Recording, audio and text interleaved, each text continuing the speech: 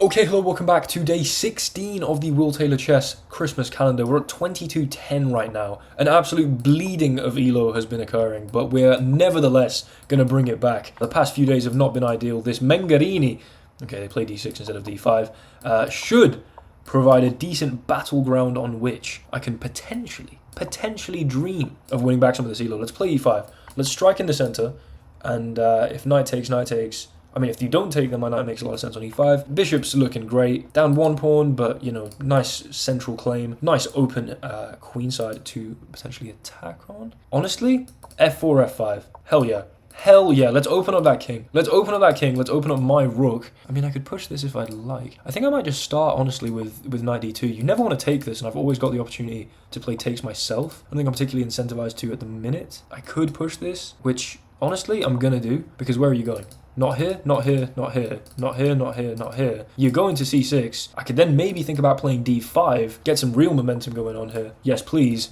Maybe we can bring this bishop back along the diagonal, who knows? Bishop comes to d7 is, I believe, surely forced. Now, also, I do need to be a little careful of how soft I've made this diagonal, but they sack? Why the hell would you sack? Because you attack both of my bishops. Interesting. I can defend both of my bishops. I can also just take here. I mean, knight f3 seems to make the most sense, no? Knight f3, defend this. Defend this. Okay, you've got 3 pawns for my bishop, but I mean, I got the bishop. Surely this exchange is pleasant for me. You'd assume. You'd have to assume. Yeah, okay, they're really going after the bishop here. I mean, I guess what I can do is just play bishop e2. Not the most exciting thing at all, but do they have some discovery with the queen? Not that it makes any particular sense. Praise the Lord that I have this. Of course they have a discovery with the queen that makes any particular sense. I'm not paying attention. Let's play bishop here. Now, things could get a little problematic here. Clearly this is pinned, but I think we have the time to unpin, basically. And so I need not be all that concerned. My time situation... Ooh, I might just start with this so as to unpin. Yeah, I don't want any pins to be, you know, ruining my day. Maybe knight g5, or sorry, rather knight e5 is going to be a nice way to open up this rook here. Bring the rook to the e file. Maybe just drop the bishop back. Like, we've got a very nice way to proceed, orienting our pieces in such a way that makes sense. Nice smooth development, not allowing any unnecessary tactical motifs such as the pin. Let's just bring the rook in here, eh? I mean, it has to be a good idea. Just has to be. The rooks make sense here. I mean, my opponent's rooks make a whole lot of sense. They have now pinned this, by the way, which I should have been more aware of. Again, this is not concerning because we can take with the knight here, I think. Although then rook takes here? No. Okay, but if e5, I have some discovery with the bishop first. You'd assume, right? Like a... Entschuldigung? Here. Nah, that sucks. Let's just step back here, honestly. I mean, I could have taken this, of course, but then, you know, my bishop hangs to the rook. They can get an exchange, which is clearly not pleasant for me. The queen on a1, in fact. I mean, what a battery. My pieces make a whole lot of sense. We're threatening some discovery with the bishop at some point. My queen is clearly not very assailable here on a1, and the time situation is looking fantastic. I'm feeling good. I'm feeling very good indeed. Day 16 could damn well be some serious redemption, and their time is waning. This just hangs a bishop. Can I play this, maybe?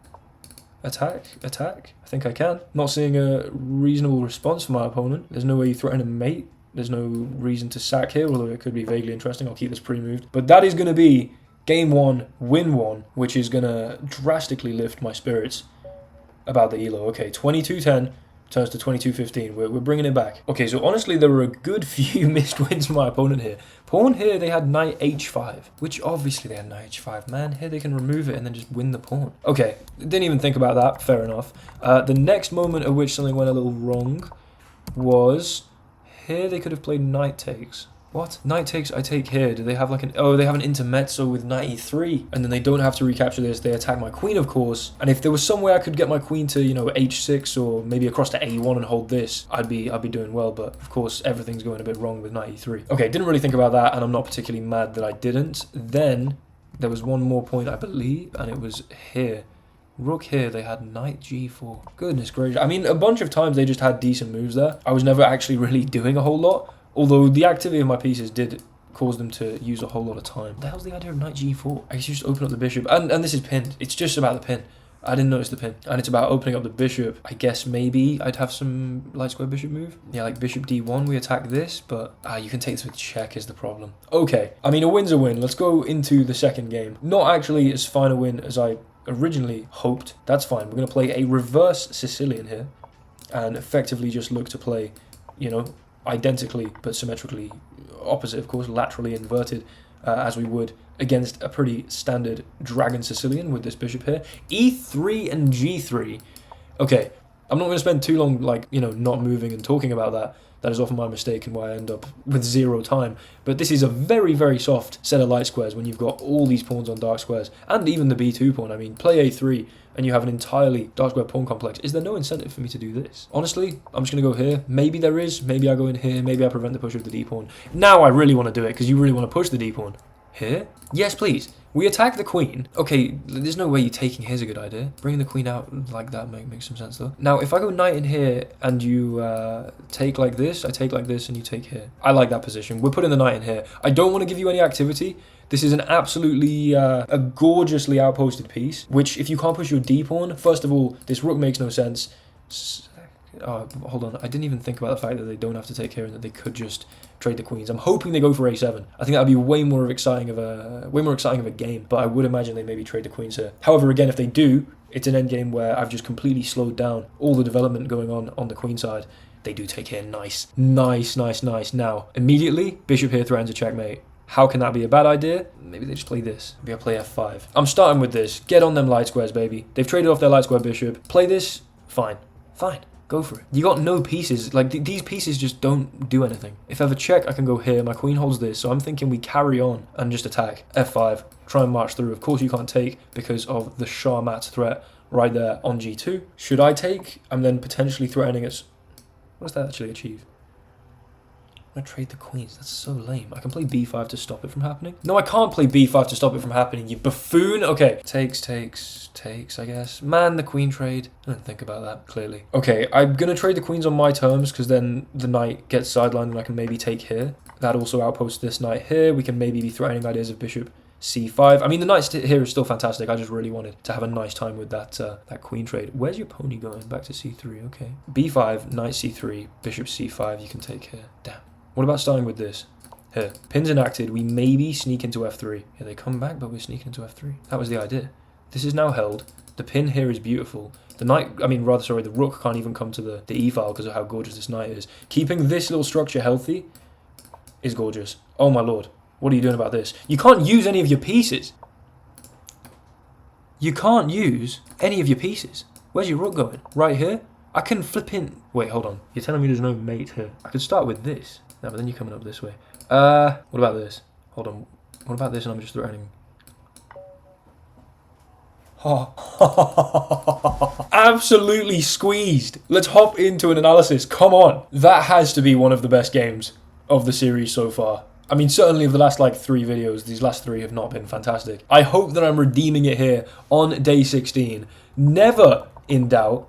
Never in doubt. Went for this reverse Sicilian, went for knight b4, the queen came out, and then just outposted that knight there. Queen takes, bishop in here threatening the mate. F5, I could have... okay, that makes a lot of sense, actually. I didn't really think about using my pieces all that much. I was trying to really make the most of these weak light squares, but that bishop c5 idea, seeing that sooner, would have resulted in, obviously, a great position. But then here, takes. I shouldn't have taken here. I should have instead gone b5 first. I guess b5, knight here... b4 even? Oh no, just bishop c5. Okay, sorry. It's just about playing bishop c5 and going for this because actually they can't use any of their pieces to defend it. Instead, taking here, bring the bishop back, outposting this, then went for my bishop c5. Taking here with the knight. Of course I could have played like rook here. Okay, the computer likes that. Whatever, dude. Because we're not going back here and attacking the rook. We're coming right here. You have no moves.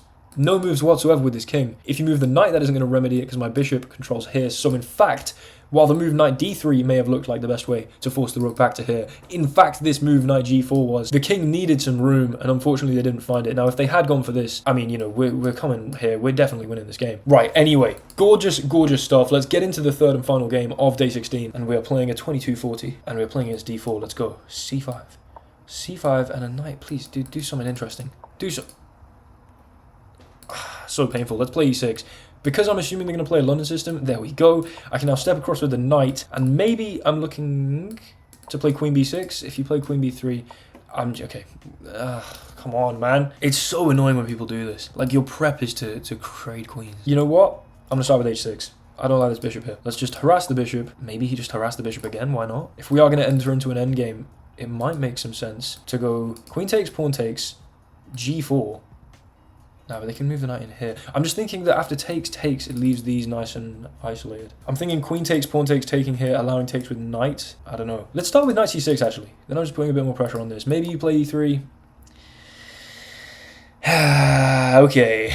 You know what? We are going to play this endgame, and I'm going to just try and expand it as viciously and expeditiously, bars by the way, as possible. And we're going to hit him with a nice f5, and we're going to be throwing in this. Maybe they've got to push this pawn somehow. Pretty much have to push this pawn, unless you try and like come in here or here, but always like take. Then I can maybe squeeze this bishop out. It looks pretty strong to me, actually. They've got to kind of escape that somehow. Then maybe I'm looking at, I don't know, just bishop here. And while it doesn't, you know, it immediately kind of looks like it's buying on granite a little bit. We're actually maybe thinking about building up. Honestly, you play check, I don't really care. I might just castle though first. It's kind of nice to have the queens off the board in the sense that I can now be very, very gregarious. I hope that's the right word. With my expansion. Let's push this pawn. Bishop's locked out. You're playing down a piece right now, baby. You're playing down a piece. Let's go... Do I keep that file open? Ooh, I don't know. This is interesting. Here? I'm not really threatening to push, and you can put something in front. So actually, I quite like taking like this, keeping the file open where your king is maybe. Do I take the bishop? Feasible that I could take the bishop. I just don't love leaving this pawn here, kind of backwards. I think we will take here, keep the pawns healthy, and maybe look to try and facilitate push. Wow. I mean, no hesitation putting my knight in there. Precisely zero hesitation putting my knight in there. I mean, you could play like rook g1 or something, but look at the state of this bishop. You definitely want to bring the bishop back here. Maybe if you do so immediately, I take here. Yeah, now your bishop just has no moves. This is great. This is gorgeous, gorgeous stuff indeed. Let's develop the bishop, bring my rook in. I probably should play a6 at some point. Does seem a little slow, but let's just start with it now. I don't want to give this rook any activity here. Now I can bring my rook to the d file freely. What the hell? Honestly, get rid of your knight. Get rid of your knight. Why not? Here, there's none of this. I need to move, I need to move, I need to move. I don't know why I just played bishop takes that, actually. That was maybe a little foolish. Nah, man, I don't like that move at all. I hate that move. I hate that move so much. My, oh, bastard. Move the rook onto this file, be able to push the pawn. But then this is going to hang. No! Now they're going to remove this and then go here. Oh, this sucks. This sucks so badly. This sucks so badly. This sucks so badly. Please. I can go here, I guess. Here? Come on, man. Come on, man. Here, maybe? Claiming that file. I don't think I can be worse here. I mean, my bishop clearly needs some work, but, you know, it can get some work. Just bring the... Maybe should have gone back. I don't know. That's just clearly a one-move blunder. Nice. Good to hover over that, of course. Here, you're not coming in like this yet. Looking to try and trade, because I have 15 seconds. I'm maybe the best time management guru of all. It is frankly ridiculous, the extent to which I am unable to manage my time. I'm just doing stuff now at this point. I don't know what's going on really.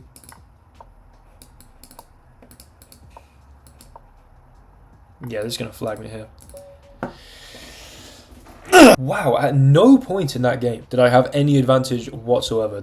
I felt like I had good points, but apparently not. Here, a6 was reasonable. I shouldn't have taken. I mean, okay, I knew that much that I shouldn't have taken in the end. I should just step back, you know, apply pressure to soft pawns. They've got to do some work before ever removing this knight, and I can maybe make some progress there, but I thought that was alright. But apparently, I guess this bishop was just too strong, and there was no real permanence to this bishop's entrapment. So that's okay, though. We had 2 good wins at the start, so day 16 is a success. 22-16 is the current Blitz elo. I need a few good days in a row to get back up to the good old days, and by that I mean days like 11 and 12 about 4 days ago. But thanks so much for watching. Hopefully you're still enjoying this series. Day 16 was a success. Head up. Day 17, 18. As we approach Christmas, I'm sure the Christmas spirit will infuse my chest. And thanks so much for watching. Like, comment, and subscribe, and I'll see you guys in the next one. Goodbye.